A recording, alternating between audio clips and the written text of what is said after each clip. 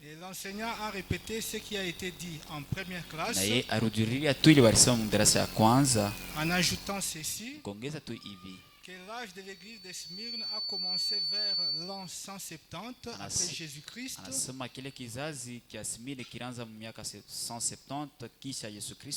Et ça s'est terminé en 312.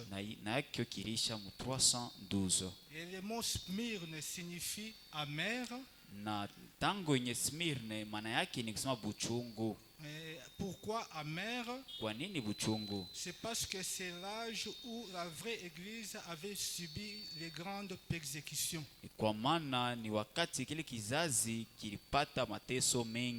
Et le fait de déclarer être chrétien, on devenait un cible de tuerie. Et il a exhorté les enfants. Et pendant que nous vivons à l'époque où il n'y a pas de la persécution, on doit profiter pour servir le Seigneur. Et pour la troisième classe, l'enseignant était le frère Godefroy, en rapport avec les mêmes thèmes, les mêmes sous-thèmes et la même référence biblique. Et le moniteur a répété ce qui a été dit en deuxième classe, en ajoutant que la fidélité à Dieu peut entraîner la pauvreté matérielle.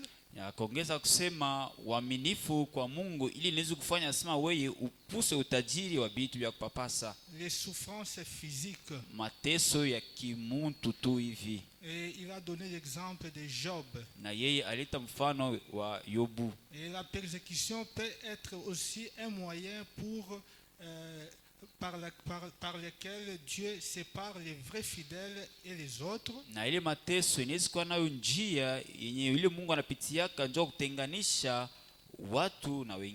Et parfois pour raffermir les vrais fidèles. Malgré la souffrance, Dieu récompense toujours les fidèles par la couronne de vie éternelle. Que Dieu vous bénisse. Amen. Dieu bénisse Papa Vicky pour son travail. Frère Raphaël, pendant qu'on fait passer directement les paniers, Papa vient un chant et puis on chante aussi un cantique pour la louange puis le prédicateur passe.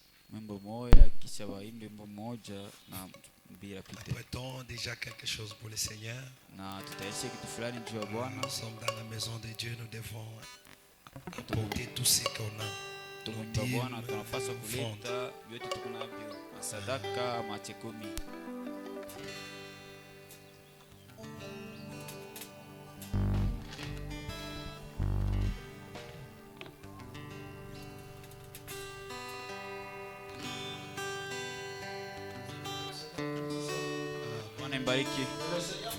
Bwana mbariki. Tupigia Bwana mikono. Bwana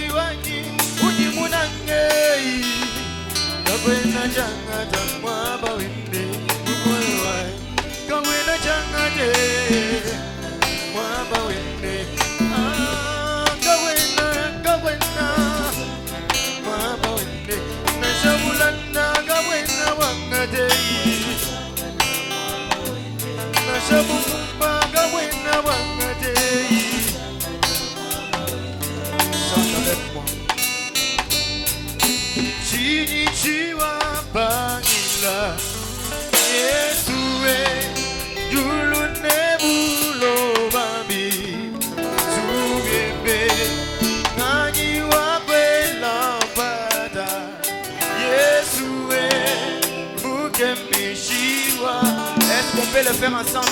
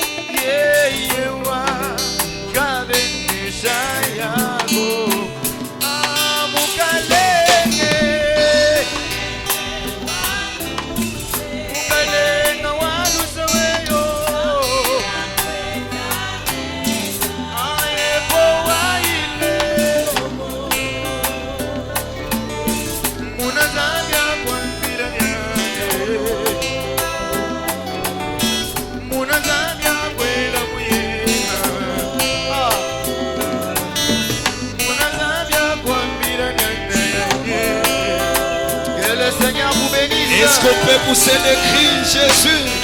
Alors nous allons nous tenir debout, s'il vous plaît. Nous allons nous tenir debout pour louer le Seigneur.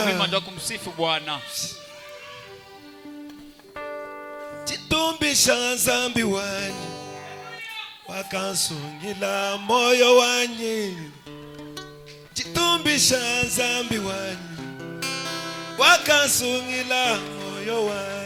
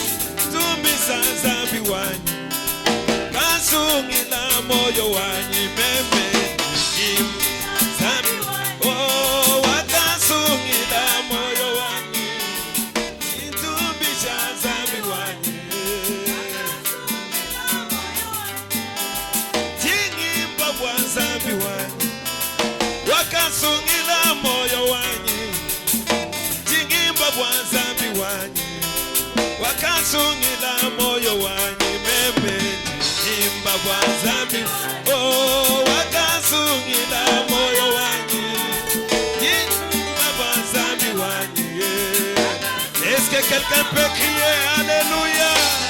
Chilobo.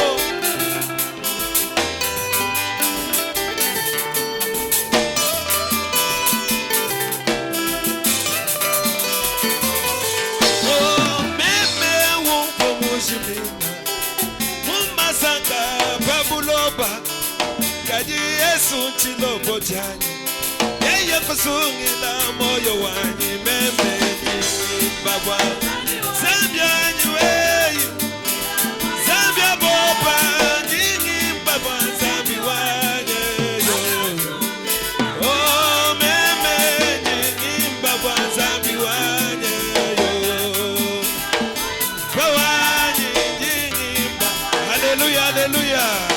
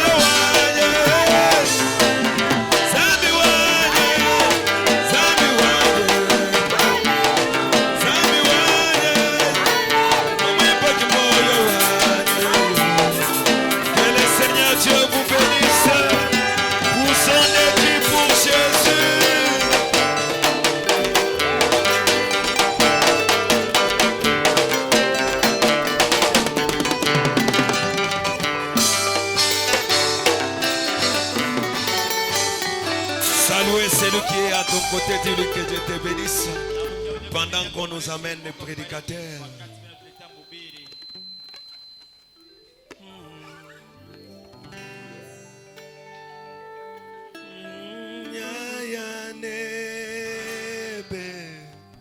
Nyaya neba, nyaya neba, nekosokoya. Nyaya neba, nyaya neba, nekosokoya. Onche na shala bwale.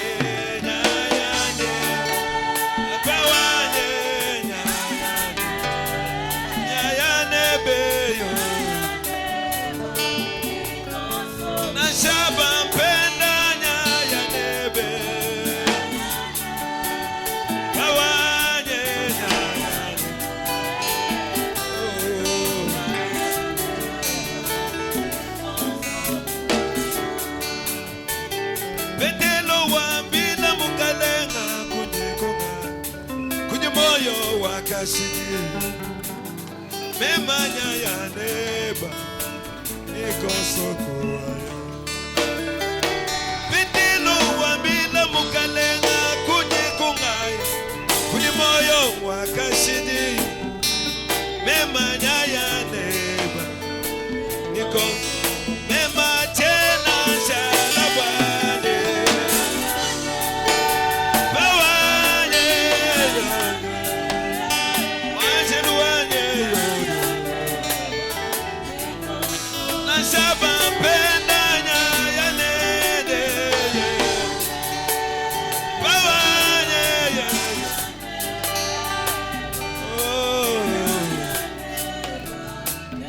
poussons des cris pour Jésus.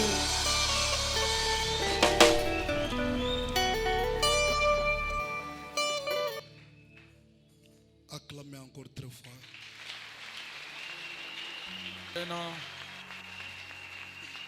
Acclame pour le roi des rois. Shangilia mfalme wa wafalme.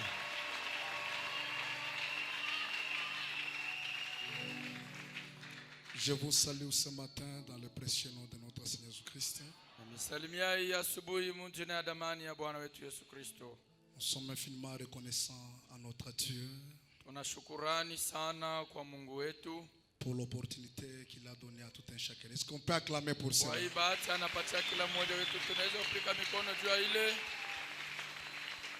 Que Dieu bénisse aussi les hommes de Dieu à mes côtés. Et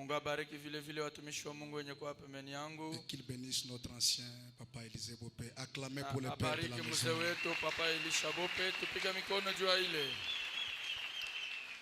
Ézéchiel 37, le verset 7 jusqu'à 12. Ezekieli 37 mstari ya 7 mpaka ya 12.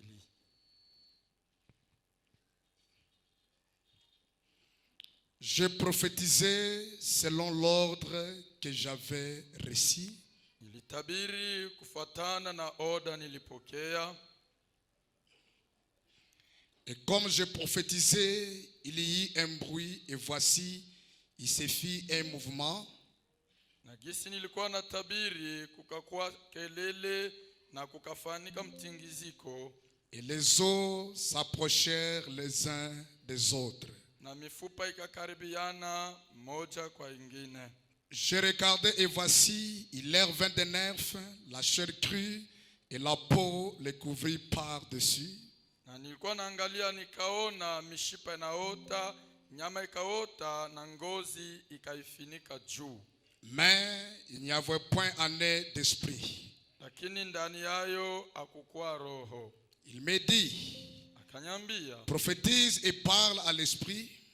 Tabiri nasema na roho. Prophétise, fils de l'homme, et dis à l'esprit, ainsi parle le Seigneur. Tabiri mwana wa mtu na onyesha roho, hivi Bwana anasema. L'esprit vient des quatre vents, souffle sur ces morts et qu'ils revivent.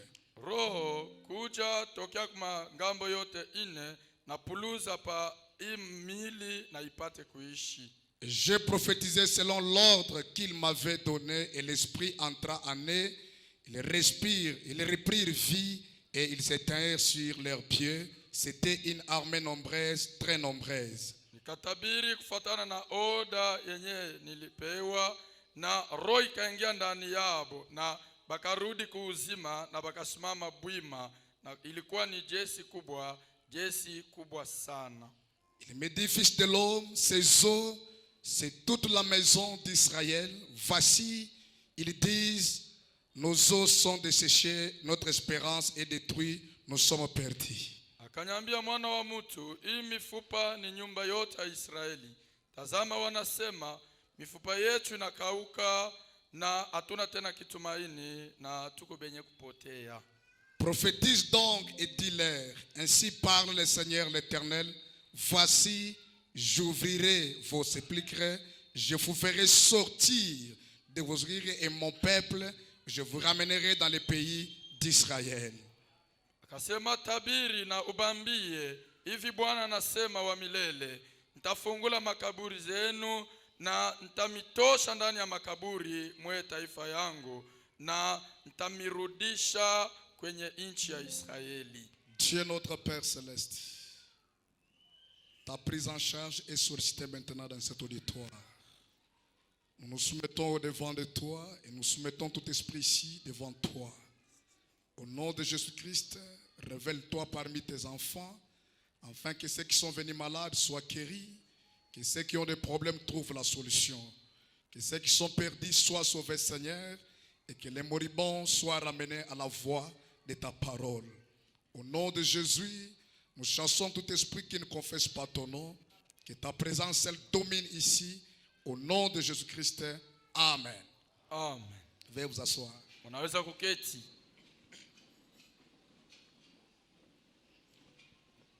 Je voudrais vous entretenir dans quelques minutes.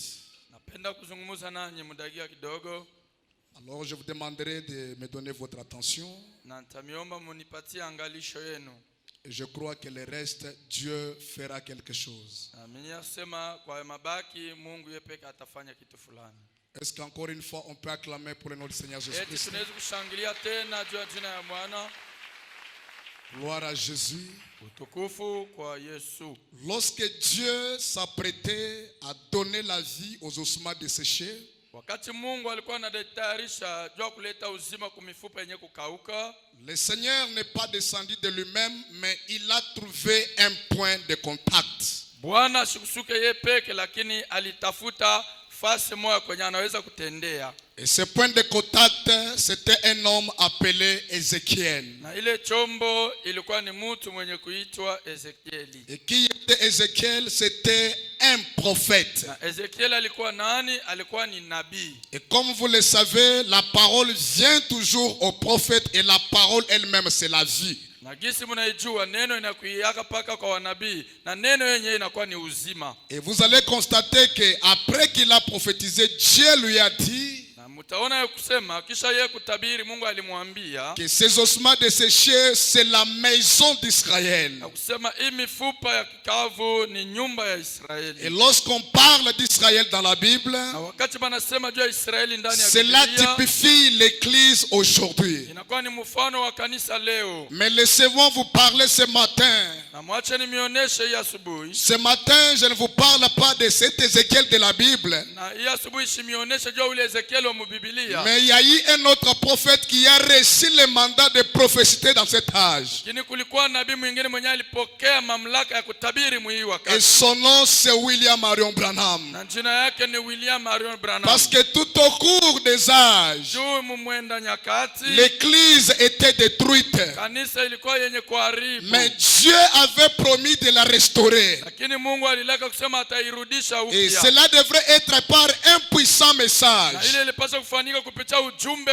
Et ce message que nous avons cru, c'est le Seigneur Jésus-Christ lui-même. C'est la même parole que les apôtres avaient. C'est la même puissance qui était avec l'église primitive. Alors comme comme tout autour des âges, cela a été détruit. Mais selon les pensées de Dieu, il n'a jamais promis de planter une nouvelle église. Mais le Seigneur avait promis de restaurer la même église primitive. C'est pourquoi au temps du soir, Dieu est descendu. Il n'a pas prophétisé en l'air, mais il a trouvé un point de contact à qui il a pris la parole et il a mis la parole dans cette personne. Et l'homme lui-même désire la parole pour son âme. Oh, gloire soit rendue à l'Éternel. L'église qui était séchée, l'église qui n'avait pas la vie, à travers la trompette de Malachika, l'église a repris la vie. C'est pourquoi ce matin, laissez-moi vous parler. Aujourd'hui, la vie ne vient pas du pentecôtisme. La vie ne vient pas de dénomination. Mais la vie vient à travers un messager, vient à travers un prophète. C'est pourquoi nous qui avons crié à ça, oh, laissez-moi vous dire, nous avons un bon privilège. Pourquoi? Nous avons reconnu la grâce de Dieu dans notre jour. De la même manière que Ézéchiel avait prophétisé, il y a eu un homme qui est apparu aujourd'hui avec la colonne de feu sur sa tête. C'était quoi?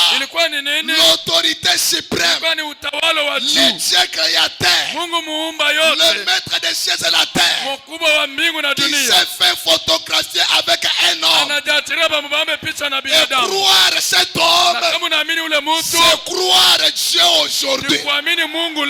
Parce que son message, c'est le véritable expiation. Donnez-moi un amen bien. C'est pourquoi les ciels aujourd'hui, c'est pour ceux-là qui acceptent ce que Dieu a fait aujourd'hui. Dites amen bien. Les ciels aujourd'hui, c'est pour ceux-là qui croient de tout leur cœur que le Dieu du ciel, il ne travaille pas en l'air. Il travaille toujours avec un homme. Et aujourd'hui, il a envoyé un homme. Est-ce que vous croyez cela? Et le prophète dit, ce qui amène à Dieu en action, c'est lorsque vous me croyez. Dites amen, je parle. Ce n'est pas qu'il est notre Dieu. Non, non, ne confondez pas les choses. Placez Branham à sa place. Gloire à Jésus. Nous adorons Dieu à travers le ministère de Malachie 4. Parce que Élie promis de Malachie 4, ce n'est pas un homme de chair, mais c'est Jésus-Christ lui-même.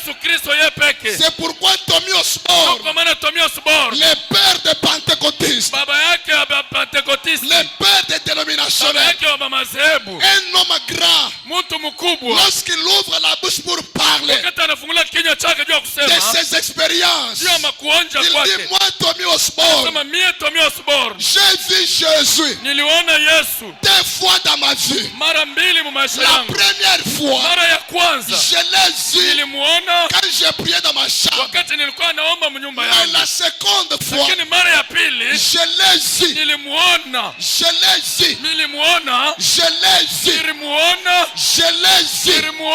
à travers un homme appelé William Marion Branham. Qui parle? C'est Tommy Osborne. Gloire à Jésus. C'est Tommy Osborne.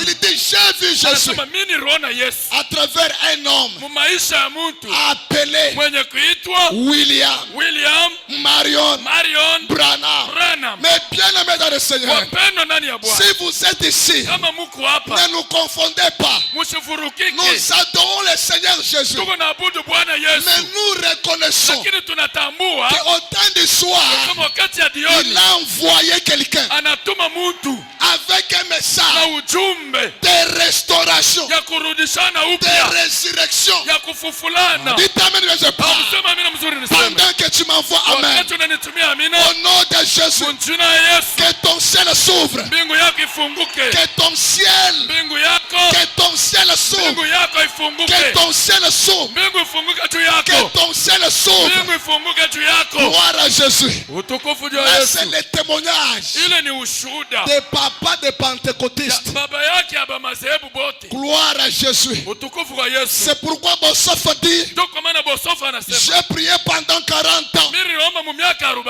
afin que le ministère juu ya huduma de Jésus-Christ ya Yesu Kristo revienne sur la terre. irudie hapa dunia. Bosoph dit, Bosofa anasema, j'ai vu ça mimi naiona dans la vie d'un homme mu maisha ya mtu appelé mwenye kuitwa William Marion Branham.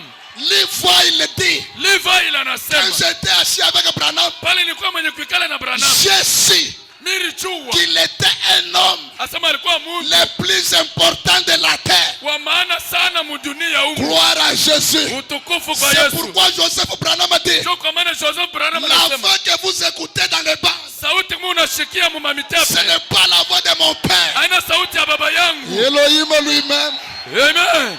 la même voix Sauti moja qui moja avait parlé dans le jardin d'Éden, yenye ilisema mu bustani ya Edeni, c'est la même voix ni sauti moja que moja vous êtes en train d'écouter. ndio ile Mungu anasikia. Bien-aimés dans le Seigneur, Wapendwa ndani ya Bwana, Dieu nous a envoyé un prophète. Mungu anatutumia nabii, Il est venu prophétiser. anakuwa kutabiri, Il est venu donner là-dessus. anakuwa kuleta uzima. C'est pourquoi ce matin, Kwa maana ya asubuhi, même si tu étais sec, hata kama ulikuwa wa kukauka, crois à la commission de l'ange. amini kukazi ya malaika. Crois Amini à la commission de l'ange. kazi ya malaika. Crois Amini, à la amini commission de l'ange. kazi ya malaika. Dites à ton ami, Ambia rafiki yako, crois à la commission amini de l'ange. kazi ya malaika.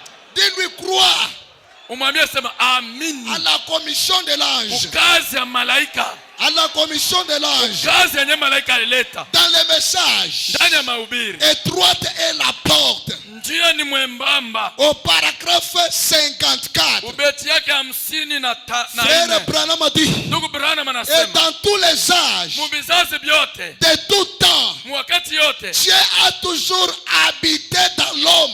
Mungu anaikalaga paka ndani ya mtu. Dites amen bien. Msema amina mzuri. L'homme Mtu est l'engin de Dieu. ni chombo cha Mungu. C'est pourquoi pendant que je presse, Ndio wakati niko na ne ubiri, t'attends pas seulement que je te pose la main. usichungulie nikutele mkono. Dieu est dans ta chair là. Mungu eko pale mwili yako. Cette chair là, elle a le Saint-Esprit. Ule dada eko na Roho Mtakatifu. Pendant que tu es à côté de lui, Wakati uko pembeni yake, elle dégage une force. eko natosha nguvu Elle fulani. dégage une puissance. Eko natosha uwezo fulani. Pendant que je parle, Wakati niko na oh, usema, laissez-moi vous relater une histoire. acha nimehadithia mambo Pendant moja. que Branham prêchait quelque part, Wakati Branham alikuwa anahubiri fasi moja, avant qu'il arrive dans la salle, mbele ya yeye kuingia mchumba, il y a eu une femme qui avait un enfant malade. kwa mwanamke mmoja alikuwa na mtoto À mgonjwa. côté de lui, Pembeni il yake y avait une femme de couleur. kwa mwanamke mmoja mweusi. Le Saint-Esprit lui parlait. Roho Mtakatifu alikuwa anamwambia, Prie pour cet enfant. ombea huyu Il mtoto. dit non.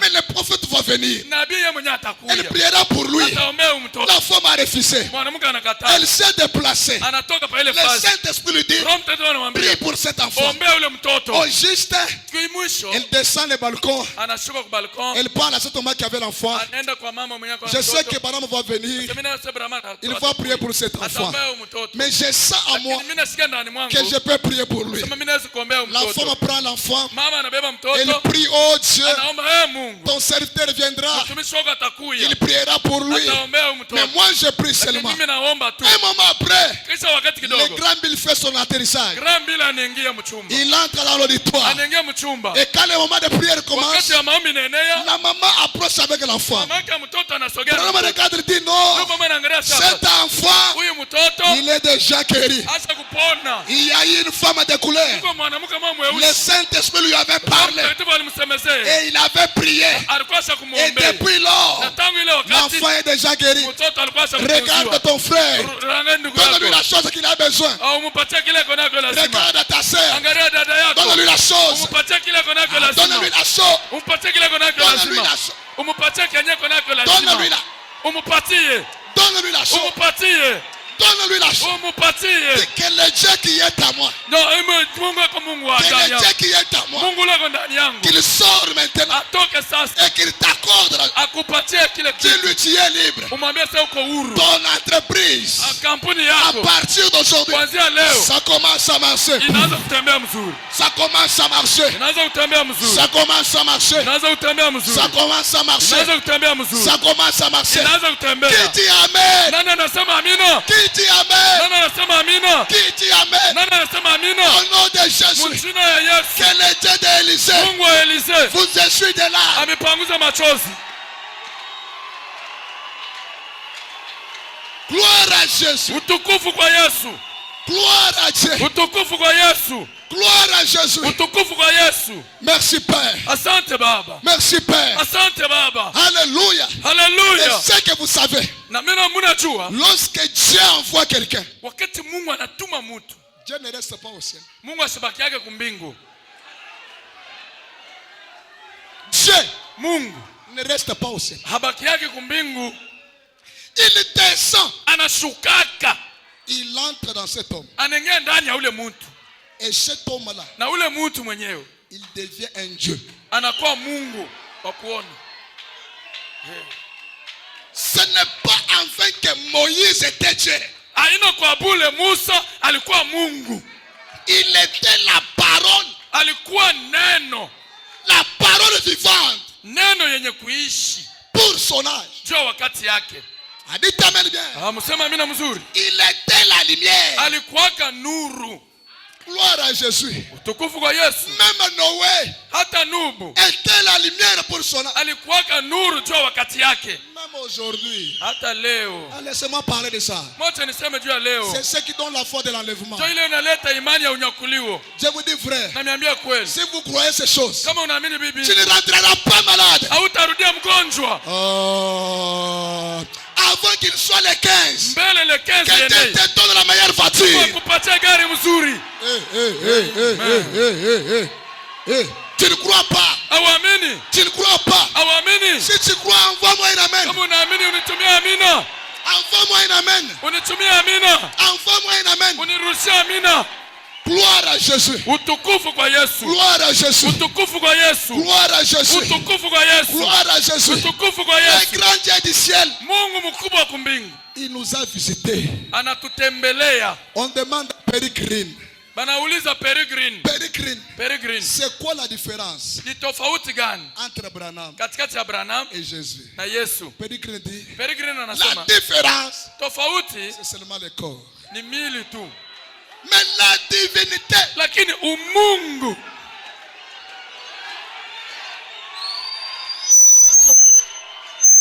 La divinité. Umungu. La divinité. Umungu. Elle est la même. Ni paka ile. Une sœur vient voir frère Branham. Dada mwana kwa kuona ndugu Branham. Ndugu Branham. J'ai perdu mon enfant. Mimi napoteza mtoto yangu. Je ne sais pas où il est. Sijui kwenye eko. On m'a dit donne-moi quelques minutes. Brasa unipatie dakika kidogo. L'homme reste calme. Mtu anabakia kimya. Il dit ma sœur. Asema dada yangu. Je viens de l'enfer. Mimi natokea Mugena. Ton enfant. Mtoto yako n'est pas là.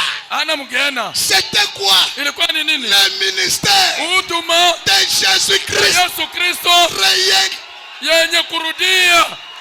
yenye kurudia ndani ya mtu. Dites amen bien. Usema amina mzuri. Dites alléluia. Usema haleluya. Dites gloire à Dieu. Usema utukufu kwa Mungu.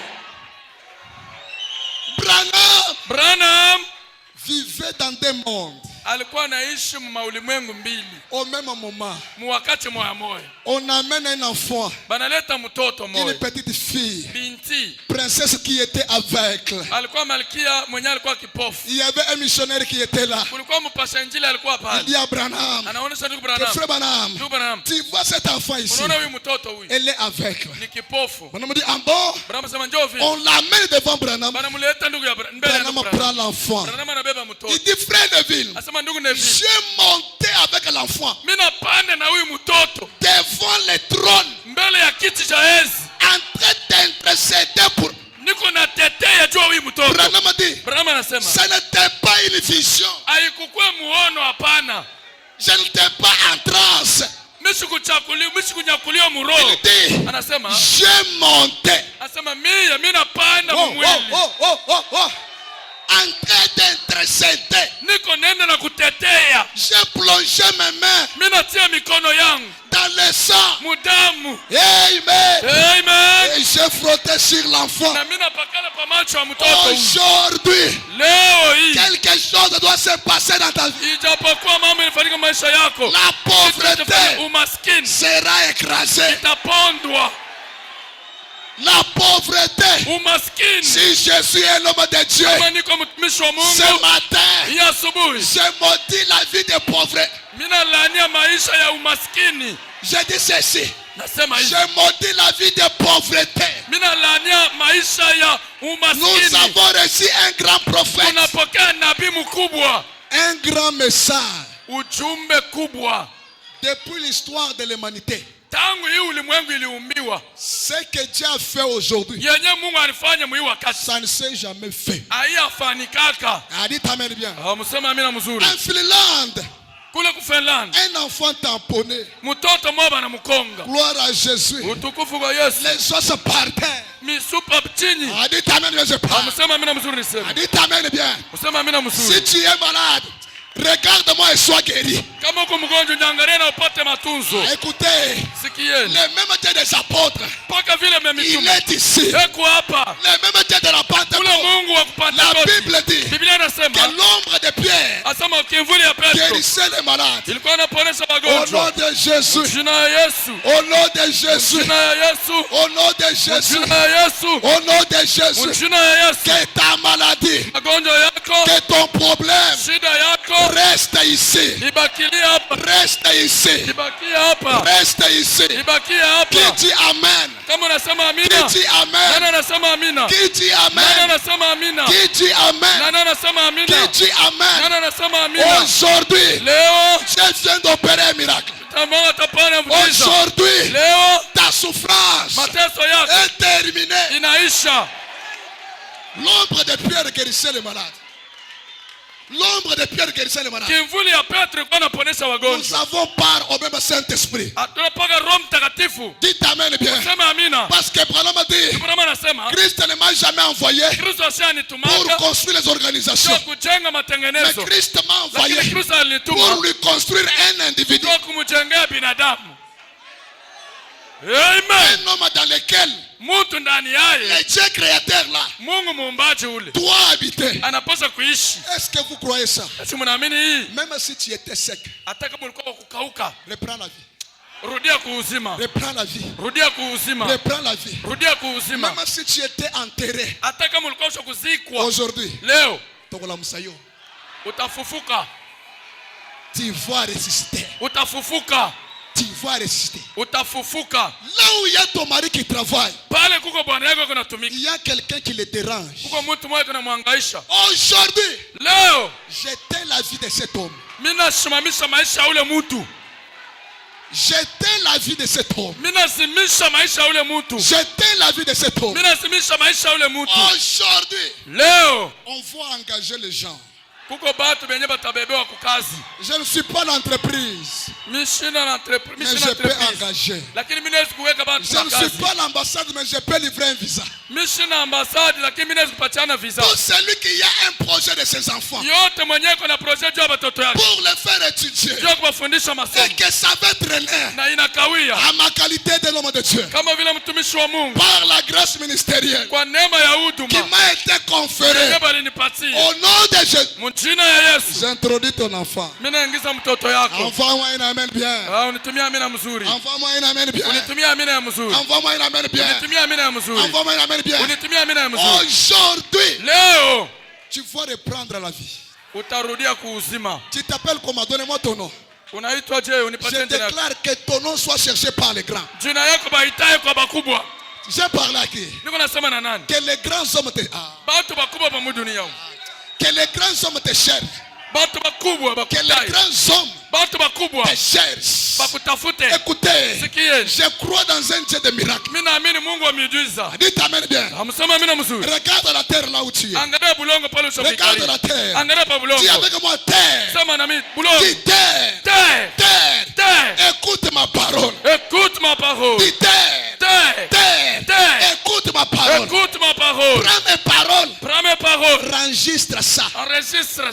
touche le cœur de tous les grands qui sont dans ce pays. Touche le cœur de tous les grands qui sont dans ce pays. Tu prophétises, prophétise. Ukuna tabiri. Prophétise. Anza kutabiri. Prophétise. Ukuna tabiri. Prophétise. Prophétise. Tabiri. Prophétise. Tabiri sema. Prophétise. Sema kitu kwa maisha yako. Écoute la parole. Écoute la parole. Vous ne savez pas que la terre c'est une personne. Balancez-moi Jérémie 22, 29. Jérémie 22, 29. Vite. Jérémie 22, 29. Jérémie 22, 29. Acclamons le Seigneur. Acclamez.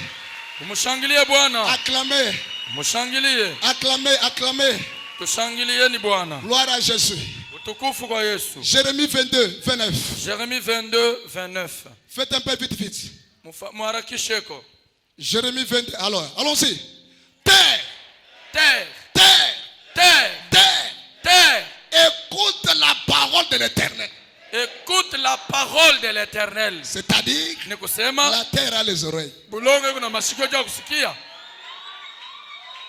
Descendons. Gloire à Jésus.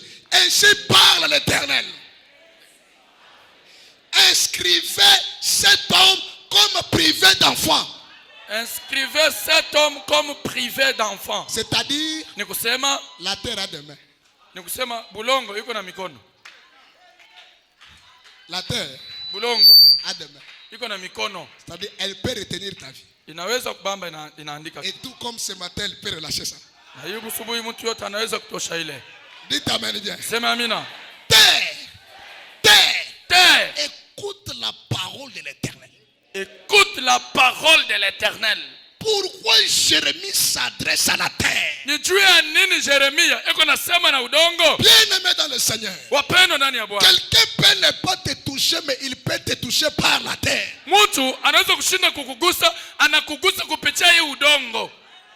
Tu es ici, tu es là-bas. Quelqu'un peut ne pas te maudire, il peut te maudire par la terre.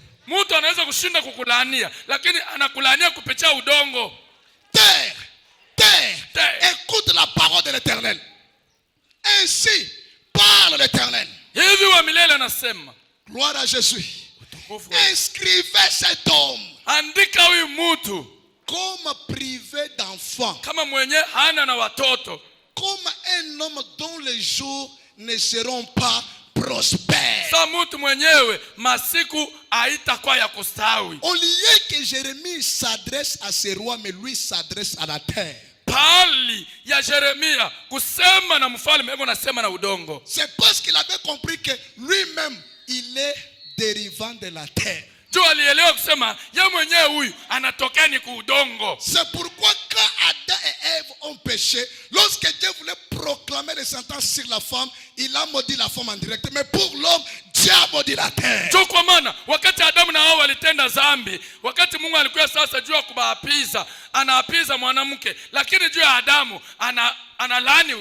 Pourquoi? Parce que Dieu savait que l'homme lui-même c'est un produit de la terre. Dites amen bien, je parle. Lorsqu'on amène à Jésus cette femme qu'on avait surpris en flanquant de lit, qui connaissait la réaction de Jésus? Il écrivait où, homme de Dieu? Et pendant qu'il écrivait, qu'est-ce qui s'est passé? Tout le monde a disparu. Qu'est-ce qui s'était passé? Jésus les contactait à travers la terre, parce que la terre c'est un point de contact. Regarde la terre. On va contacter les grands à travers la terre. Si tu me renvoies un amen, ça commence avec toi. Si tu ajoutes un amen, ça commence. Je dis bien, on va contacter les grands par la terre. Les DG par la terre. Dites amen bien. Le président par la terre. Parce qu'eux-mêmes dérivent tous de la terre. Non, ce matin, si quelqu'un avait prophétisé mal sur ta terre, aujourd'hui, on va reproclamer. On va proclamer. tutayanzulula, On va proclamer. tutasema tena vya Comme sasa. la terre a des mains. Sasa hivi udongo iko na mikono. Si elle avait retenu ta vie, Kama ilikuwa isha kubamba je suis maisha yako, venu prophétiser. inakuya kutabiri, Elle doit relâcher. inapaswa kuachiria, Elle doit relâcher. inapaswa kuachiria, Elle doit relâcher. inapaswa Au kuachiria. nom de Jésus, Jina ya Yesu, les grands hommes vont te rêver. batu bakubwa batakulota, Ah, ils vont te rêver. batakulota. Frère, Donc, nous sommes arrivés au moment tunafika mwakati où on yenyewe peut envoyer les songes aux gens. yenye tunaweza kutumia batu mandoto. Ah, donnez-moi un amen bien. Oh, mnipatie amina mzuri, Donnez-moi un amen bien. mnipatie amina mzuri, Donnez-moi un amen bien. mnipatie amina mzuri, Donnez-moi un amen bien. mnipatie amina Nous mzuri. sommes arrivés au moment. Tunafika mwakati yenyewe, Écoutez, sikieni, je vous avais dit, nilimiambia le message que nous avons créé, ujumbe yenyewe tunaamini c'est une grande initiation. inakuwa ni kichawi kia juu, Une grande initiation. inakuwa ni ndio kichawi kia juu. Ce matin, Hii asubuhi commencez déjà à penser sur quelle entreprise tu vas travailler. anza kuwaza unapenda kwenda kutumika mkampuni kani. Si toi tu veux rester avec la moto, ce matin, je maudis la moto. Kama weye unapenda kubariki na pikipiki, hii asubuhi nitabariki mpikipiki. Avant qu'on dédicace, Mbele ya kutolea kanisa on va manquer là où mettre les fatigues. tutashinda fasi ya kusimamisha magari. C'est ton amen qui est faible. Kweli C'est ton amen qui est faible. amen yako njoo iko teketeke Ton sana. amen là n'arrive pas là où je suis. Amen yako haifike huku niko. Ton amen n'arrive pas là où je suis. Amen yako haifike huku Ton niko. amen n'arrive pas. Amen yako haifike huku. Envoie-moi un amen qui peut me toucher. Wewe sema amen inaweza kunigusa. Envoie-moi un amen. Unitumie amen. Écoutez, Sikieni. commencez déjà à confesser ce dont vous avez besoin. Mwanze kukiri ile mko nayo lazima. Commencez déjà à confesser ça. Mwanze kukiri kile kitu. Commencez déjà à confesser ça. Mwanze kukiri kile Ce kitu. matin, Hii asubuhi il y a les DG dans cette église. kuko badeje ndani ya hii kanisa. Ce matin, Hii asubuhi il y a les directeurs des entreprises. kuko baumbaji ba makampuni. Dites amen bien. Sema amina mzuri. Dites amen bien. Sema amina mzuri. Aujourd'hui, Leo j'envoie les gens à la TFM. nitatuma batu ku TFM. Je vous dis vrai. Namiambia kweli. Je vous dis vrai. Namiambia kweli. Je vous dis vrai. Namiambia kweli. Je vous dis vrai. Namiambia kweli. Je vous dis vrai. Namiambia kweli. Je vous dis vrai. Amen. Namiambia kweli. Ce matin, Hii asubuhi j'envoie les gens à la TFM. mimi natuma bantu ku TFM. Écoutez, Sikieni. Esther, Esteri dès avant la fondation du monde, mbele ya misingi ya dunia kuzaliwa c'était elle ni yeye qui avait été prédestinée ndio alitangulia pour kuchaguliwa être la femme du roi. juu ya kuwa mke wa Mais mfalme, celui qui était là, na ule alikuwa il pale était devenu par erreur. ye alifika hapo kwa kosa, Mais la saison était venue na wakati où ilieneaka Esther devait récupérer sa yenye place. Esther alipaswa kuchukua Au madaraka nom de yake. Jésus, Mjina ya Yesu, toi tu es un avocat. wewe uko Mais avoka, pourquoi tu ne travailles pas? ndio nini utumike? Envoie-moi un amen. Unitumie amina. Au nom de Jésus, Mjina ya Yesu, que Dieu t'accorde l'élévation. Mungu akupatie kunyanyuliwa. Ah, dites amen bien. Sema amina mzuri. Dites amen bien. Sema amina mzuri. Aujourd'hui, Leo occupez votre poste. beba kazi fasi yako. Occupez votre poste. Beba poste yako. Au nom de Jésus. Mjina ya Est-ce Yesu. que je peux déclarer? Yesu mimi naweza Frère kutangaza. Branham a dit Ndugu mama anasema toutes les meilleures choses vitu vizuri que vyote les païens possèdent, yenye bapagani beko ça navyo nous appartient. vyetu. Est-ce que vous croyez ça? Yesu mnaamini ile? Au nom de Jésus, Mjina ya Yesu, à partir de ce matin, kuanzia hii asubuhi sois bailleur. kwa bayer Tu n'as pas écouté. aushikie. Sois bailleur. Unapaswa kuwa bayer Tu n'as pas écouté. aushikie. Sois bailleur. Amen, so bayer. Ton amen est faible. Amen yako ndio iko chini. Ton amen est faible. Amen yako iko chini. Ton amen est faible. Amen yako iko Je chini. peux exagérer. Mimi naweza kupitisha. D'ailleurs, Kwanza tu ne construiras pas, tu dois trouver une maison construite pour toi.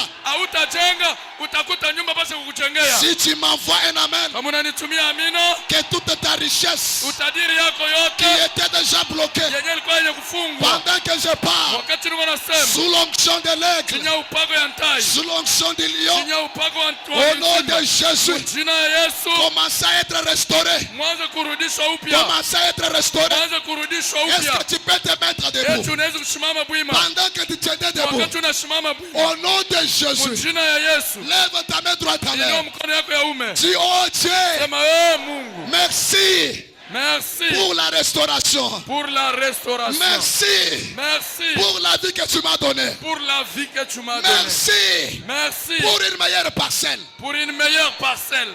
Je peux parler. Minaweza kusema. Je peux parler. Minaweza kusema. Je peux parler. Minaweza kusema. Je peux parler. Naweza kusema. Je peux parler. Naweza kusema. Tu accompliras Utatimiza ce que ton père n'a jamais rêvé. yenye baba yako asikutimizake.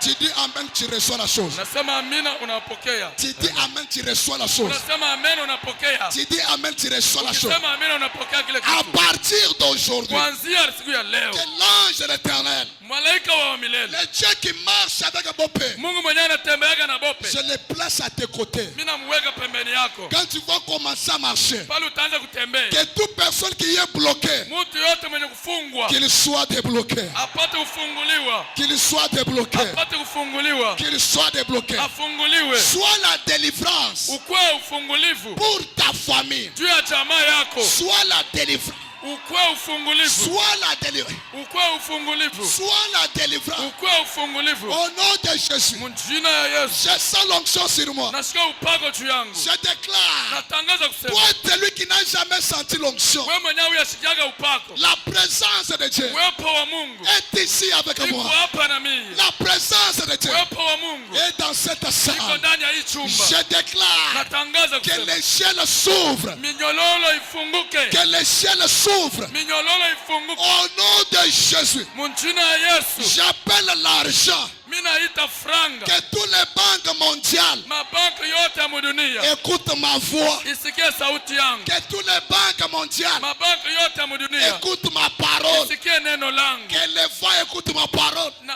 isikie neno Que langu. la terre écoute ma parole. Hii dunia isikie Je neno langu. déclare Mimi natangaza dès kusema, ce jour, kuanzia leo, amen, vous êtes bénis. amen, munabarikiwa. Je peux parler. Naweza kusema, Je peux parler. naweza kusema, Je peux parler. naweza kusema. L'église qu'on construit. Kanisa ile tuko na yenga. Laissez-moi vous dire. Acha nimeambia. Je parle sous l'onction. Niko nasema chini ya On upako. va dédicacer. Tutaitolea On va modifier encore ça. na tutaibadilisha tena.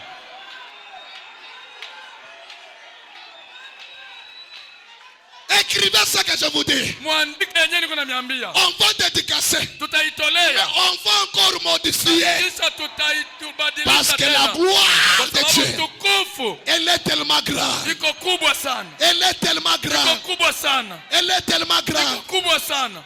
Quelqu'un peut dire amen. Mtu anaweza kusema amen. Je lis la dernière citation. Mimi nataka kusoma andiko ya mwisho. Je lis la dernière Amen. citation. Nataka kusoma andiko ya mwisho. Je lis la dernière citation. Branham a dit, Branham anasema hivi. l'attitude est qui est Dieu. Ndani ya mahubiri hali na yenye kuwa Mungu. L'attitude est qui est Dieu. Hali na Mungu ni nani? Au Mahubiri. paragraphe 29. Ubeti yake ya 29. Dis à ton ami suivant. Ambia mwenye kwa pembeni yako, sikia. Landa biloko. Sikia bintu. Récemment, Masiku kidogo baadaye, une dame est venue dans la ligne de prière. mwanamke mmoja alikuja mstari ya maombi. Elle était dans une ligne rapide. Alikuwa mstari ya haraka. Elle a marché dans... Alitembea mu. Je crois que c'était à Toulouse. Na wazee ilikuwa ni kutuluza.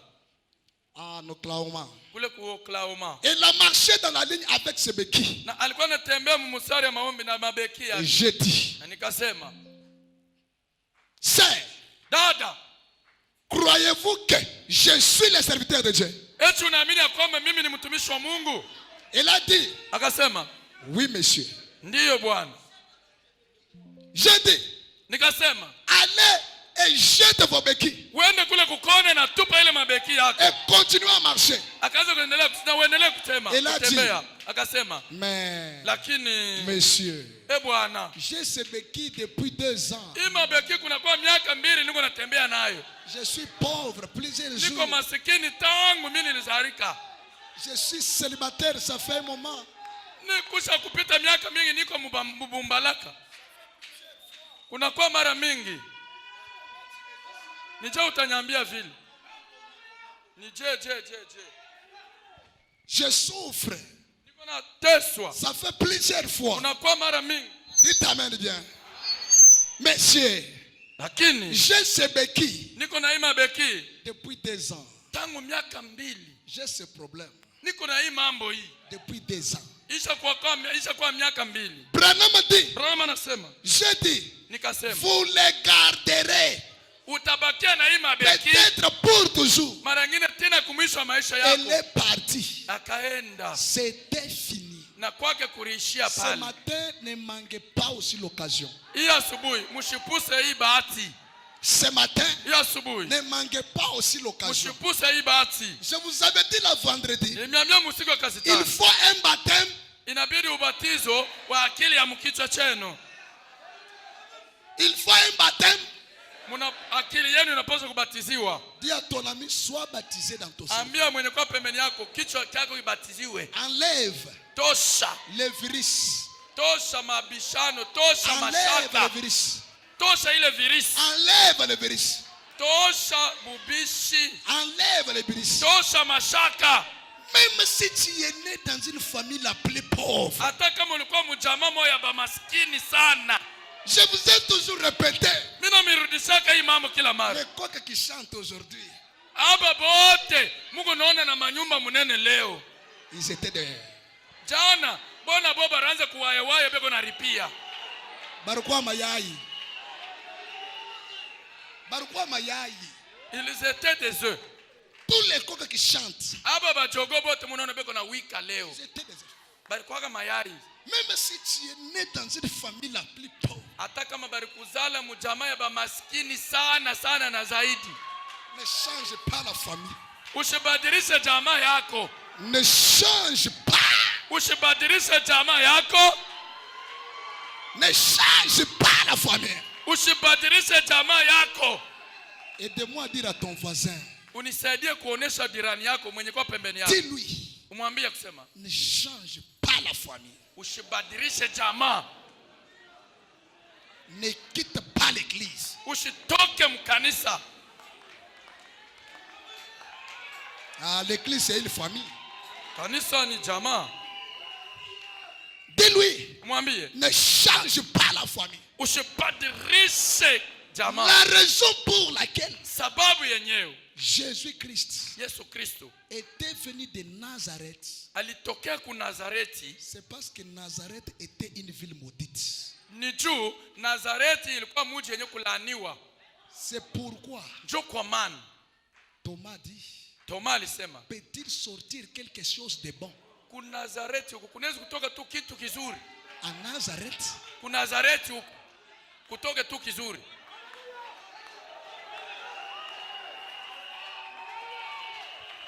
la raison pour laquelle Jésus était venu de là, sababu yenyewe Yesu alitokea kwa ile mji, c'était pour mettre fin à toutes les malédictions. Ilikuwa ni juu ya kuondoa ile malaana yote. La raison pour laquelle tu es dans cette famille, sababu yenyewe ulizalika mu ile jamaa yenu,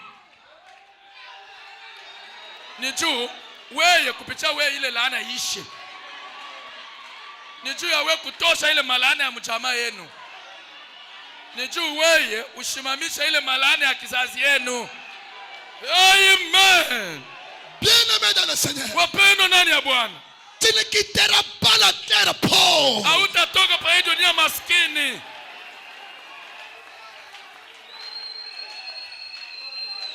Tu ne laisseras pas tes enfants dans la souffrance. Hautaacha watoto yako mu mateso. Si tu me renvoies un amen, Kama unanitumia amen, tu vas laisser l'argent dans tes banques. unapaswa kupata Biblia inasema. Vous savez, Mnajua quand il y a un deuil, wakati kuko kilio et vous voyez quelqu'un qui pleure, na unaona mtu yuko na ria iko na viringita il se mbulongo, perd même. anaripoteza na C'est akili. parce qu'il sait que je vais commencer où? Anayua kusema hii mambo inanifikia, nitaisha je, nitabifanya je, Et je vais terminer. nitaanzia wapi na nitamalizia wapi? Fais comme ça. Fanya mkono hivi. Merci Seigneur. Quand il y a l'argent, Kama kwa franga. ah, j'aime l'argent. Mimi napendaga franga. D'abord Dieu, Kwanza mbele mimi napenda Mungu, ce que vous connaissez là, na ile mnayua ile, et puis l'argent. kisha mimi napenda franga. L'argent. Franga. Dis-moi l'argent. Unazambia franga. Il y a d'autres choses que vous dérangez Dieu pour rien. Kuko bintu bingine Mungu namwangaisha Mungu bule. Dis l'argent. Sema franga. L'argent. Franga. Gloire à Jésus. Mais quand quelqu'un a l'argent, il va penser que faut-il faire.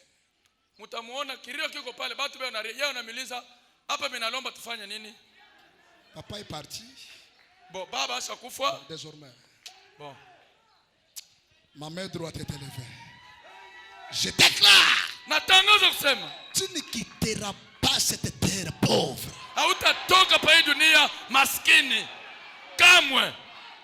À partir d'aujourd'hui, que Dieu place des paroles dans la bouche de quelqu'un qui va dire à l'autre, engage ses frères. Il est utile pour notre entreprise. Épouse cette sœur. Elle sera une bonne femme pour toi. Au nom de Jésus. Au nom de Jésus. Même si ta famille, il n'y avait pas une parapluie, toi tu l'es.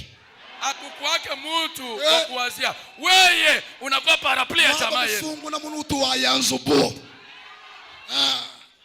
Mwaba mfungula mtu yanzubu. Fashi bana shota kilole bana yengaka hapo nyumba. Je pointe mon doigt sur toi. Na shota kilole juu yako. Je déclare. Natangaza kusema ta famille mjamaa yako sera transformée à cause de toi. Itabadilishwa juu yako. Tu n'as pas eu la grâce. Au kupata neema d'être appelé l'enfant de. Ya kuitwa mwana wa. Mais tes parents, lakini bazazi yako auront la grâce. Baba tapata neema. On leur dira, Baba tabambia, c'est les parents de David. Ni bazazi ya fulani. Dites amen bien. Musema amina mzuri. Dites amen bien. Musema amina mzuri. Aujourd'hui, leo, même si tu manges la capitale, hata kama unakuwa na pusa franga ya biashara, wakati niko nasema, que Dieu touche un corbeau. Mungu aguse kunguru. Reçois cela. Pokea ile franga. Amen. Reçois. Pokea. Tu es la délivrance de ta famille. Wewe ndio ufungulivu ya jamaa yako. Tu es la délivrance. Uko ufungulivu. À cause de toi, juu yako, on va honorer ta famille. Bataheshimia jamaa yako. Car que Dieu suscite les députés.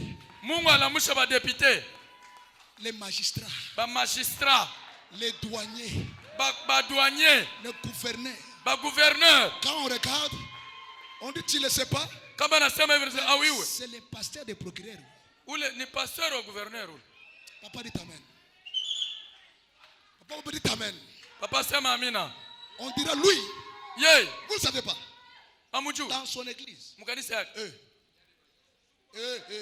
Aba mcheze yake ule.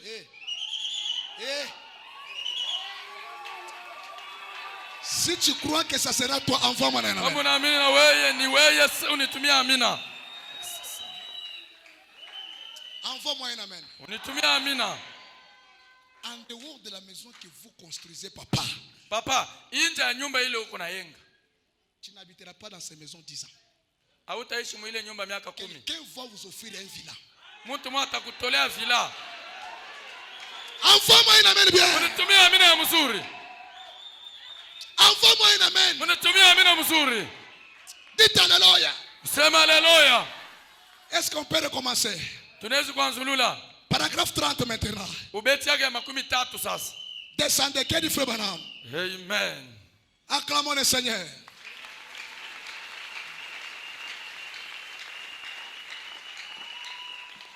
L'attitude de qui est Dieu, paragraphe 30. Descendez.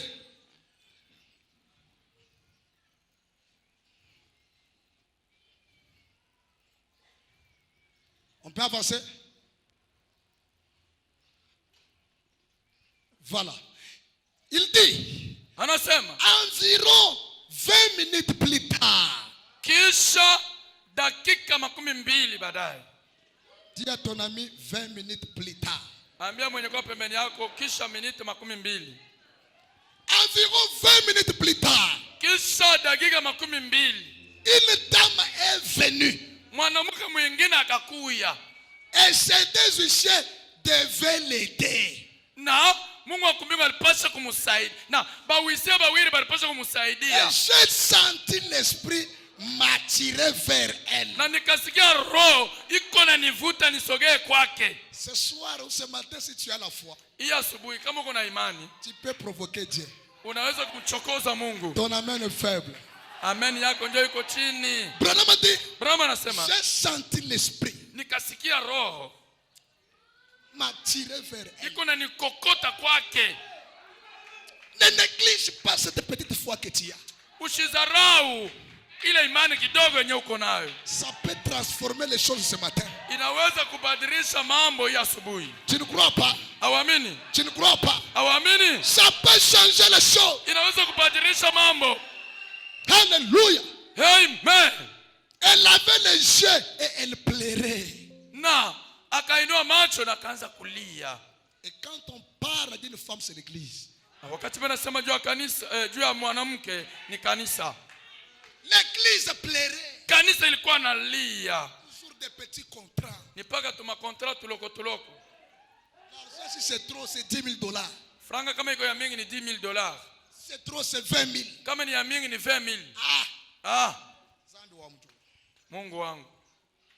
Dans les corbeilles qui marchent ici, Mwima korbe iko nazunguka hii les ya dîmes sadaka. de $100,000 vont commencer à entrer. Madimi ya $100,000 itaanza kuingia. Oh, merci Seigneur. Oh, J'ai dit, mais, nikasema mama, amen tabernacle. na ile amen maskani. Croyez-vous? Eti munaamini? Croyez-vous? Eti munaamini? Croyez-vous? Eti munaamini? Elle a dit, Akasema, je crois de tout mon cœur mimi naamini na moyo wangu wote. que tout ce que vous demanderez à Dieu, Kwa yote mtakapoomba kwa Mungu, Dieu le fera. Mungu ataifanya. Même si c'est l'avion, Hata kama ni avion, Dieu le fera. Mungu atakupatia hayo. Toi qui cherchais une parcelle au golf, Wewe mwenyewe unatafuta mpango Dieu mgani? le fera. Mungu ataifanya. Tu cherchais une belle voiture, Ulikuwa unatafuta gari mzuri, Dieu va le Mungu faire. ataifanya. Tu cherchais le marché, Ulikuwa unatafuta des marché, sous-traitances. ulikuwa unatafuta Je masutretance. parle comme un homme de Dieu. Niko nasema kama vile mtumishi Dieu wa Mungu. va le faire. Mungu atakufanyia hayo. Tu cherchais à voyager, Ulikuwa unatafuta kusafiri, Turquie, Turki, Dubaï, Dubai, Chine, Chine, États-Unis. États-Unis. Dieu le fera. Mungu atakufanyia hayo.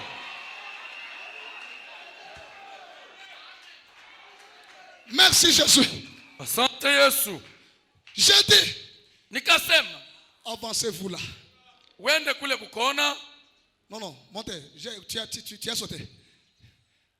Gloire à Jésus. J'ai dit, avancez-vous là. Nikasema, Comme j'avais dit wende kule à kukoona. l'autre femme tantôt. Vile nilionesha ule mwanamke mbele. Jetez ce béquille et continuez. Tupa ile mabeki yako na uendelee Je kutembea. me tenais là Nilikuwa mwenye kusimama pale. et je l'observe. Na nilikuwa namwangalia. Elle s'est avancée là. Akasonga mbele, On a dit l'aider. bakamsaidia. La pauvre vieille, Oh, ule mama mzee elle était si faible. alikuwa mdhaifu kabisa. Elle tenait quelqu'un comme ceci. Alikuwa anabamba mtu vile. Elle a pris ses béquilles. Anabeba ile mabeki Elle les yake a jetés. na akaitupa. Ce matin, Ya asubuhi, jette la pauvreté. tupa umaskini. Jette la pauvreté. Tupa umaskini. Jette le célibat. Tupa bumbalaka. Jetez ça. Uitupe. Que la vie de location soit jetée. Maisha ya kulipia ianguke. Que tous les béquilles que tu as fait Ile mabeki yote yenye ulikuwa nayo. pour vivre, Juu ya kuishi. il faut que tu sois soutenu par les gens. Unapasha batu bakusaidia. Au nom de Jésus, Jina ya Yesu. ce matin, Ya asubuhi. jette les béquilles. Ale tupa ile mabeki. Jette les béquilles. Tupa ile mabeki. Ce matin, Ya asubuhi. je suis venu te dépouiller de tous les appuis et te donner Jésus comme ton appui. Mina kwa kukutosha mategemeo mengine yote, nikupatie Yesu akwe tegemeo lako. Tu peux vivre sans ton ongle là. Unaweza kuishi bila ule muyomba yako ule. Ndiyo. Ah, dites amen bien. Oh, msema amina mzuri. Dites amen bien. Msema amina mzuri. Tu peux vivre. Unaweza kuishi sans lui. bila yeye. Dites-moi un amen. Munipatie amina mzuri. Tu peux vivre sans lui. Unaweza kuishi bila yeye. Ule unatumainia ule. Jette les béquilles. Tupa ile mabeki.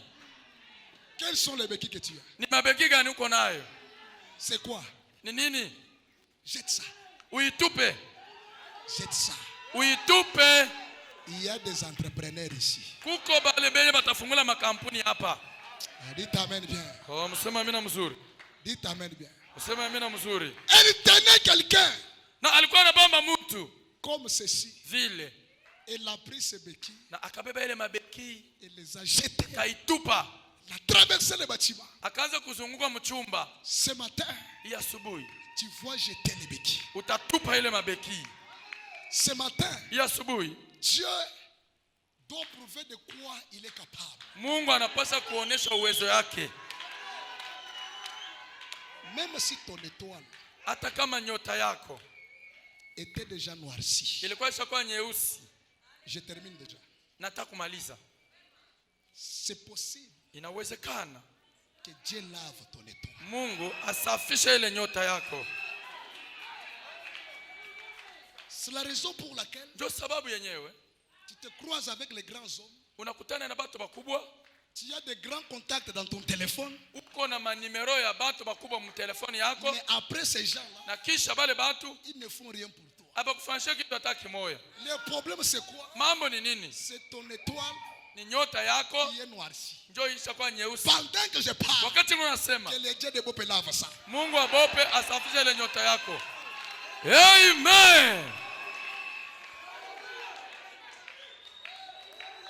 Que Dieu lave ça. Mungu asafishe ile nyota yako. Dès ce matin, Tangu ya asubuhi que Dieu vous donne le contrôle de votre vie. Mungu akupatie ulinzi ya mwili ama ya maisha yako. Mes sœurs dans le Seigneur, Badada yangu ndani ya Bwana. cette fois-ci, Hii mara l'homme qui va s'approcher dans ta vie, mtu mwenye atakuchofea mu maisha il va te marier. ndio ule atakoa. Ton amen est faible. Ameni yako ndio iko chini kabisa. Écoutez, Sikieni. tu y as déposé des demandes d'emploi. Unaweka mademand d'emploi mafasi ya kuachana Ça n'a pas chana. pu marcher. Abakubebe kukazi. Après la prière d'aujourd'hui, Kisha maombi ya hii siku ya leo. va tenter la chance. Wende tena upime. Va tenter la chance. Wende upime tena. Si Dieu est Dieu, Kama Mungu anaendelea kuwa Mungu. Frère Branham a créé les écrits. Ndugu Branham aliumba tumpanda. C'est déjà de l'histoire. Yote ile chakwa ni Mais hadisi. le même Dieu de Branham, Mungu mwema wa Branham. n'est-il pas le Dieu de Bope? Ana Mungu wa Bope. Ah, dans cette église, Ndani ya hii n'y kanisa. a-t-il pas de témoignage de ce que Dieu a fait? Hakuna kwa maushuhuda ya bile Mungu ashafanya. Le même Dieu qui a fait ça. Ule Mungu alifanya ule. Ce matin, Hii asubuhi. Alete franga. regardez, Angalieni. c'est plein. Basha kuyani. C'est l'étouffement. Kivukutu kinapita. Nous réduisons la durée. Tunapunguza bwingi ya miaka. Tunapunguza bwingi ya miaka ya majengo. Branham arrive dans un hôpital. Branham afika kwa hospitali moyo. Il trouve une femme. Anakuta mwanamke. Elle mourait de maladie de cancer. Alikuwa karibu na kufa na magonjwa ya kansa. Branham regarde et dit, Branham anamwangalia anasema, 3 jours, masiku 3 va quitter l'hôpital. utatoka kwa hospitali. Un médecin dit, Munganga mwana angalia asema, tu es toqué. kichwa kyako nikakweneana. Tu es toqué. Kichwa kyako tu Est-ce nikakweneana. que l'état de cette femme, Hali ya huyu mwanamke mais c'est un ossement déjà desséché. ni mfupa isha kukauka. Branham dit, Branham anasema, comme tu es incrédule, sasa hivi wewe munganga uko mtokuamini. comme tu es incrédule, Sasa hivi uko mtokuamini. comme tu es incrédule, Sasa hivi uko mtokuamini. ce n'est plus encore 3 jours. Haina tena masiku 3. Anapunguza. Fais comme ça. Fanya hivi. Fanya hivi. Shusha. Fais comme ça. Shusha, shusha, shusha. Fais comme ça.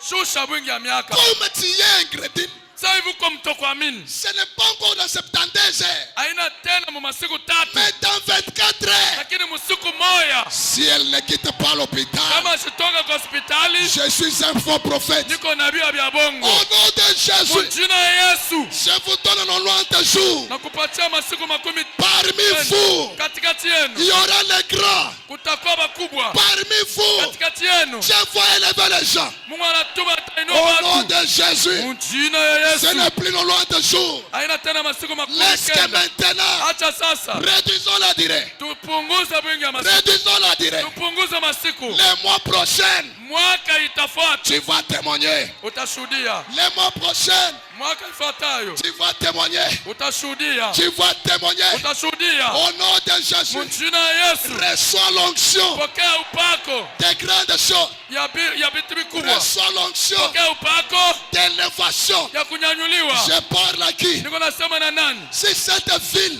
Kama hii mji de Lubumbashi ya Lubumbashi avait privé la vie de plusieurs, iliyoua watu mingi na toi kufunga tu maisha vas ya watu mingi. distinguer. Wewe utaachanisha. Toi tu vas distinguer. Wewe utaachanisha na Les wengine. mois prochains, Mwaka itafuata. ton téléphone va sonner. Simu yako italia. Ton téléphone va sonner. Simu yako italia. Ton téléphone va sonner. Simu yako italia. Pendant que je parle, Wakati niko nasema les anges de Dieu wa malaika wa Mungu sont déjà ici. walishakuwa hapa. Qu'il me soit permis, Na mimi na niruhusu à ma qualité de homme de Dieu, kama vile mtumishi wa Mungu je te connecte na kuunganisha à un bon mariage. kwa ndoa mzuri. Je te connecte Na kuunganisha à un bon travail. kwa kazi mzuri. Il y a les commerçants ici. Eti kuko ba commerce Levez hapa. les mains. Inua mikono. Levez les mains. Mwinue mikono. Levez les mains. Mwinue mikono. Tu ne posteras pas encore les habits sur statut. Dieu te donne les moyens pour avoir un magasin. Hautaleta tena mango ya kwanza kupatia kubantu, hapana. Mungu anakupatia ufungule magazeti sasa. Si tu dis amen, ça entre en action. Kama unasema amina, ingia mtendo. Si tu dis amen, ça commence. Kama unasema amina, inaanza. Si tu m'envoies un amen prolongé. Kama unanitumia amina ya mrefu. Si tu envoies un amen prolongé. Kama unatuma amina ya mrefu. Si tu envoies un amen prolongé. Kama unatuma amina ya mrefu. Si tu envoies un amen prolongé. Kama unatuma amina ya mrefu. Cette année, hii mwaka c'est la dernière année ni mwaka ya mwisho où tu vas louer c'est autrui. yenye utaripia kwa benyewe. Que le Dieu de Branham, Amen. que le Dieu de Bopé, Mungu wa Bope, il est ici présent. wewe mwenye kuwa hapa C'est un Dieu ni capable Mungu muwezaji. qui lui donne l'argent. Aleta franga, Qui lui donne l'argent. aleta franga, L'argent. franga, L'argent. franga, L'argent. franga, L'argent. franga, L'argent. franga, L'argent. franga. Amen. Amen.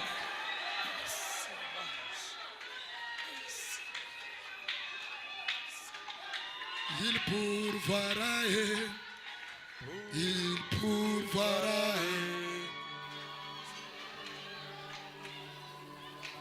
Ah, il pourvoira, pourvoira, Seigneur.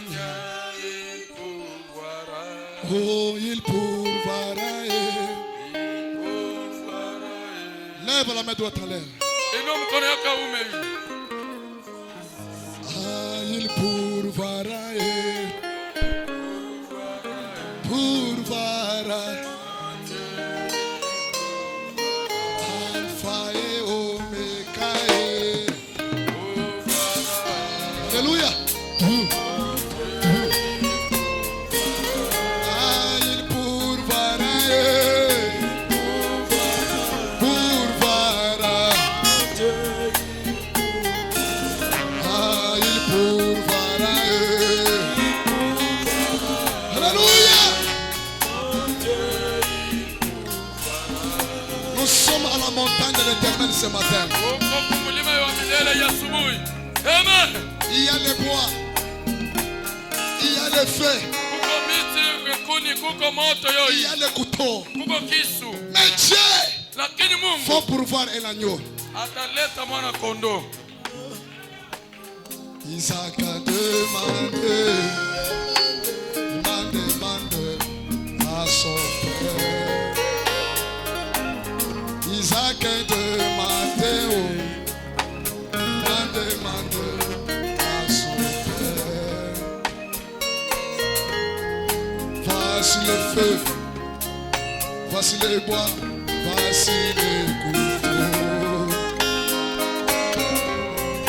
Voici le feu, voici les bois, voici les couteaux. Ah, où est l'agneau? Où est l'agneau de sacrifice? Encore une fois. Où est l'agneau? Où est l'agneau de sacrifice? Encore une fois. Ah, où est l'agneau? Où est l'agneau de... Encore une fois. Ah, où est l'agneau? Plus fort, plus fort, plus fort.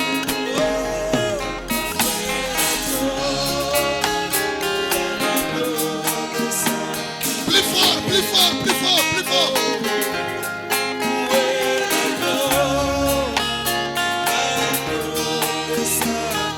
Alléluia. Abraham a répondu, mon Dieu, il pourra, ah, il pourra.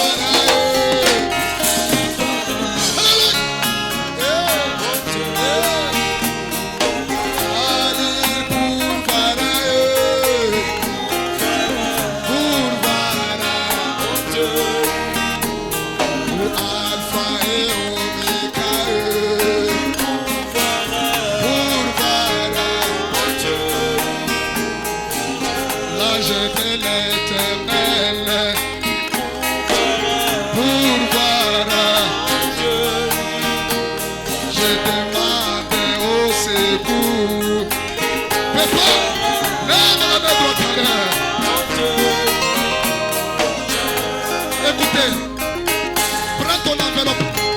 Prends ton enveloppe.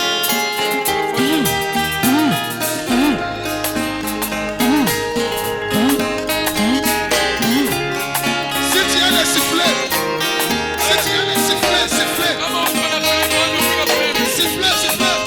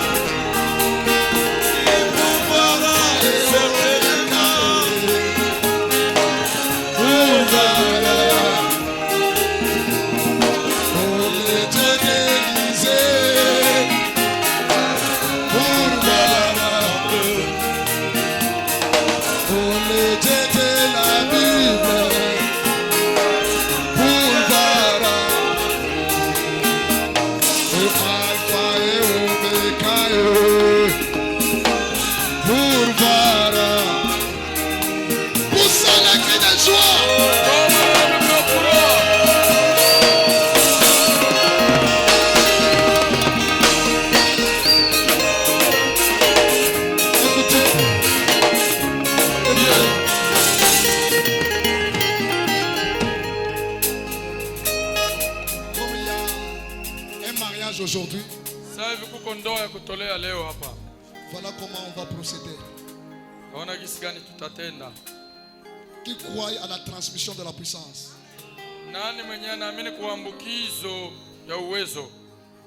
Dites amen bien.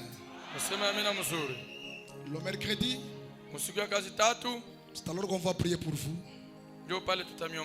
Mais comme on avait déjà dit à Dieu qu'aujourd'hui on devait faire quelque chose. Papa, il me reste encore quelques minutes. C'est déjà épuisé. C'est tout. Je voudrais ceci.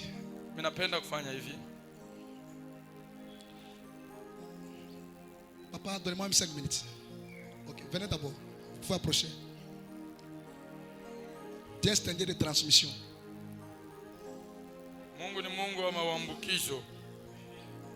Jésus, il pourvoira. Voyez tel que vous êtes là. Papa te salue. Toi tu salues l'autre. En te saluant, il a des paroles qu'il déclare dans le cœur. Toi aussi tu salues, tu salues, tu salues. Donc il voit saluer que les gens ici. Je crois que tout le monde seront terminés. Papa nakulamukia. Pale unakulamukia. Atakuwa na misemo yenye ataanza kusema ndani ya roho. Wewe unalamukia mwingine, mwingine analamukia mwingine. Na vile tenda tena kumwisho. Pour que la conduite soit faite comme il faut. Juu ongozi ifanike kisi napaswa. Et puis on ramasse les enveloppes. Ah, il pourvoira.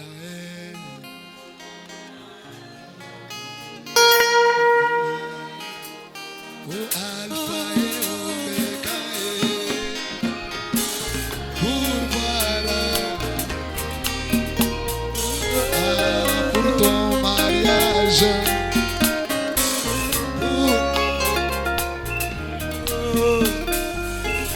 Il pourvoira, pourvoira, oh Alpha et Omega, pourvoira. Alléluia. Isaac a demandé à son père. Isaac a demandé à son père. Voici le feu, voici le bois, voici les couteaux. Voici le feu, voici le bois, voici les couteaux. Où est l'agneau?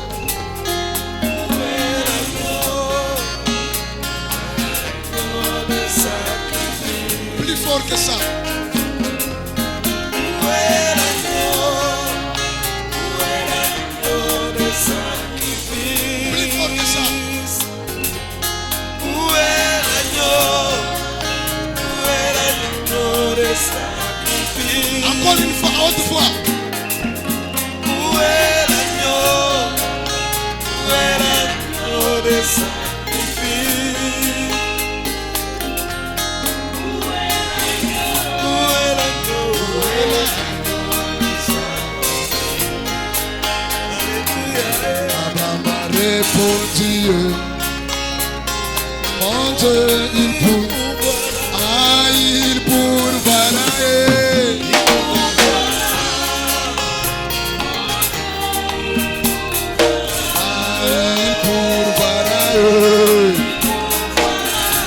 Qu'on commence déjà à prélever les enveloppes. Les enveloppes. Ah, il pourvoira.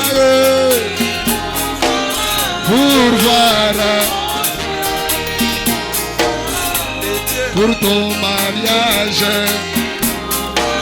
pourvoira. Oh, pour ton enfant, pourvoira. Ah, pour mon travail, pourvoira. Ah, pour mes études, pourvoira. Je demande au secours, pourvoira. Alpha et Omega, praise the Lord. Ah, il pourvoira, pourvoira. Ah, pour mes parents, Il n'a pas changé. oh, pour mes enfants, alléluia. Ah, pour ma famille,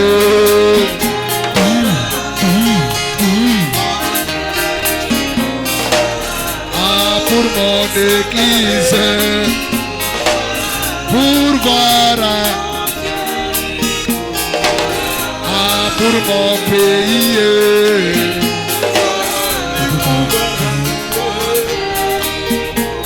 je demande au secours, pourvoira.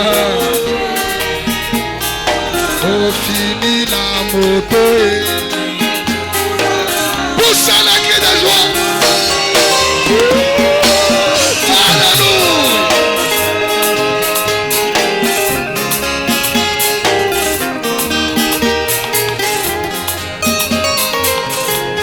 Il pourvoira. Jésus, il pourvoira. Pour mes enfants, Jésus, tu pourvoiras. Pour mes parents, Jésus, tu pourvoiras. Pour mes enfants, Jésus, au Alpha et Omega.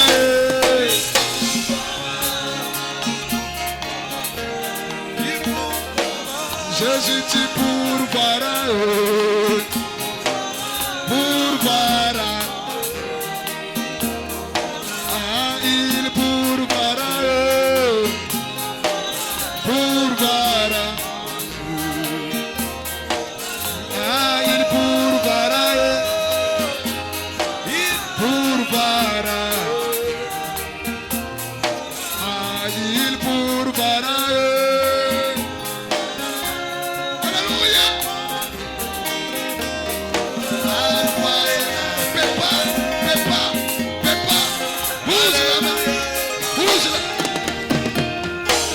Ah, pour ton mariage.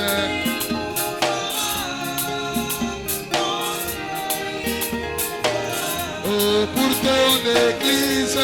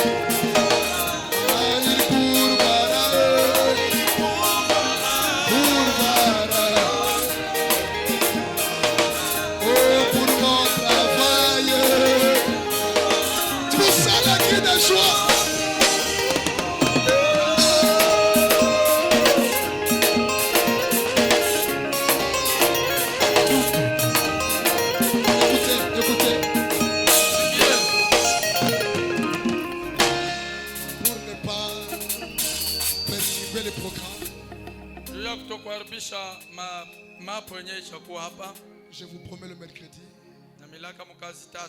on aura un grand service. Mais pour aujourd'hui, que Dieu vous bénisse. Les malades peuvent me suivre au bureau.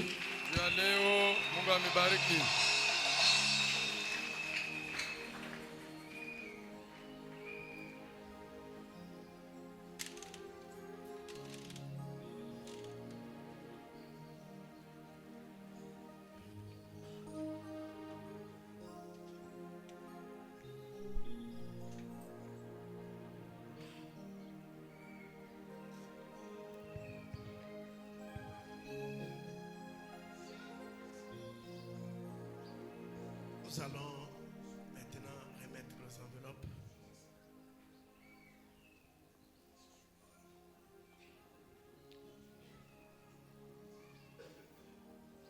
Diacre, huissier, aidez-nous à ramasser les enveloppes.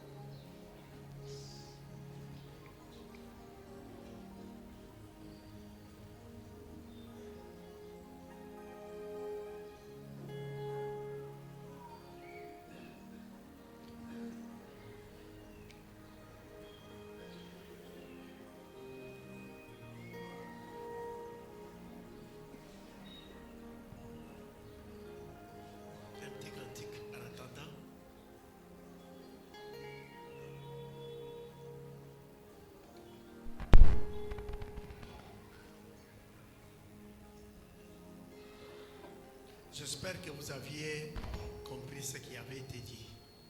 Je crois que vous avez glissé dans l'enveloppe vos actions de grâce ou ce que vous demandez à Dieu. Il y a une conduite que nous allons faire là-dessus. Même si vous n'avez pas écrit, mais avant de déposer l'enveloppe, vous devez tenir votre enveloppe dans vos mains et vous prononcer les paroles. Ce n'est pas un argent qu'on donne ça comme ça, non. Ana hela yenyewe banapelekaka vile, kabla ya kuweka bashi yake unapasha kuichukua kwa mkono na kuiombea. Inapasha kuwa itati nyuma ya ile bashi.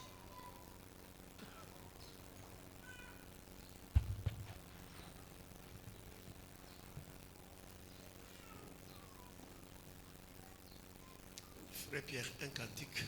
Ndugu Petro, Bible moya.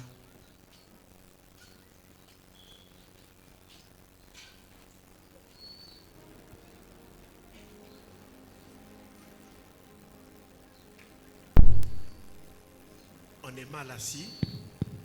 Tulishakala mbaya kifukutu. Je vais passer directement à la bénédiction, s'il vous plaît. Apita kutoleo kwa ndoa.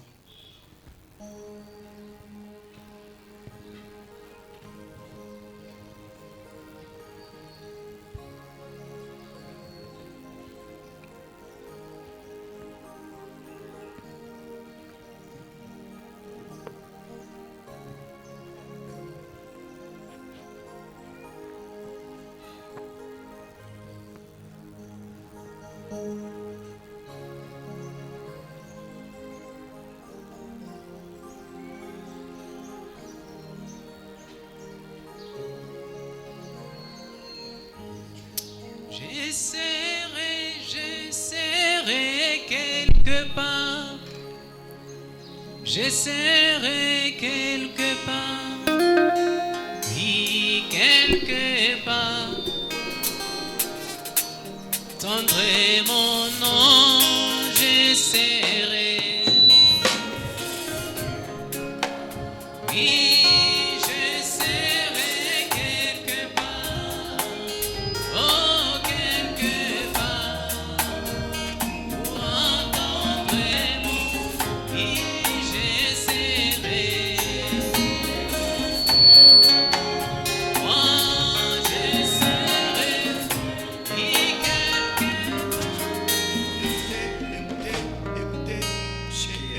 Écoutez, frère. Sikia wandugu, Il faut honorer le mariage. inabidi kuheshimia ndoa. Ne faites pas ça.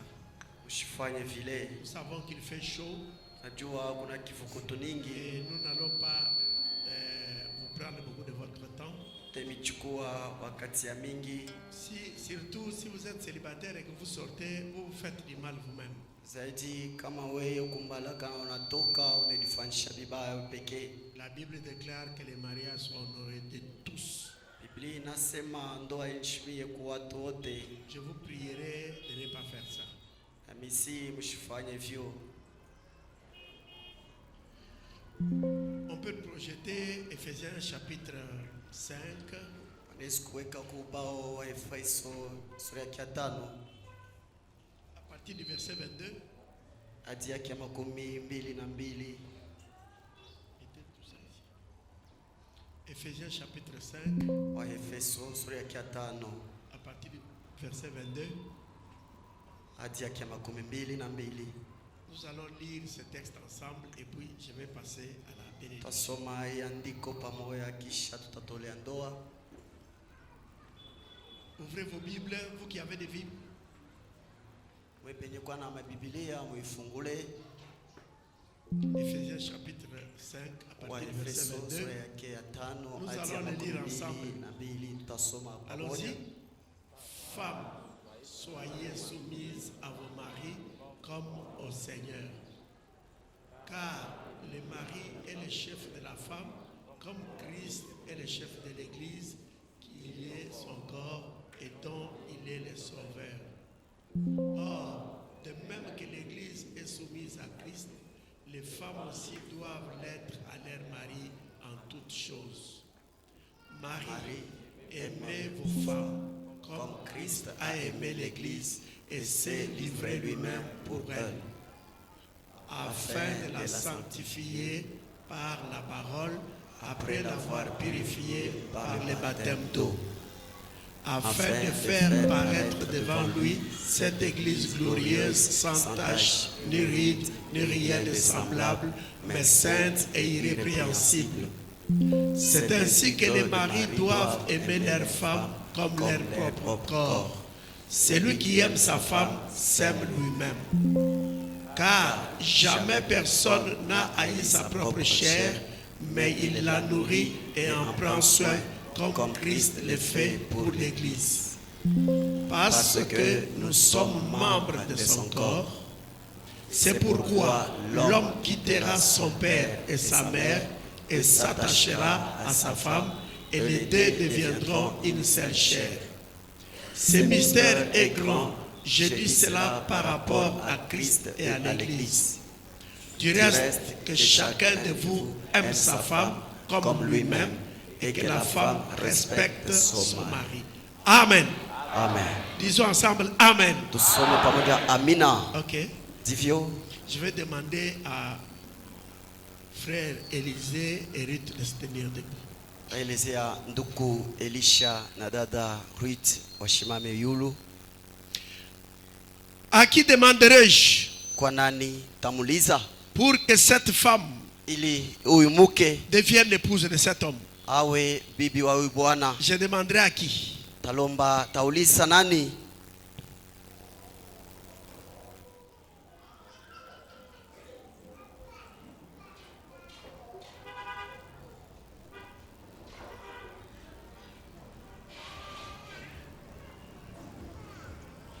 Et quand vous allez répondre, vous allez me dire la relation que vous avez avec la femme en question. Tasema imie utaniambia uhusiano yako kati na huyu mke.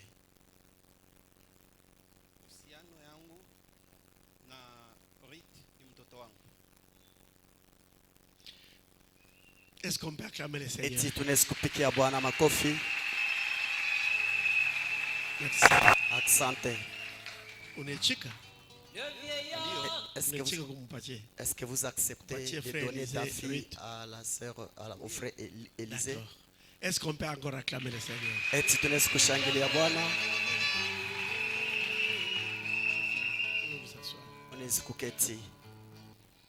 Précieux frères et sœurs, wandugu wapendwa wa nous sommes damani, rassemblés ici tunakusanya hapa après avoir écouté la parole. kisha kusikia neno. Nous sommes rassemblés ici Tunakusanyika hapa pour unir jua kuunganisha le frère Élisée et la sœur Ruth ndugu Elisha na dada Ruth dans cette union sacrée de wa mariage. muungano takatifu la ndoa Ce qui est recommandé par Saint Paul, yenye kuhamuriwa na ce Paulo qui est takatifu, légitime parmi les humains. yenye kuwa ya lazima kati ya binadamu. Mais Kwa et lakini pourtant, japokuwa on nayo n'y entre pas avec légèreté, hawezi kuingiamo na kubeba vitu chongoni ya bidole, pas légèreté. ana na udhaifu au uzembe, On y entre anaingia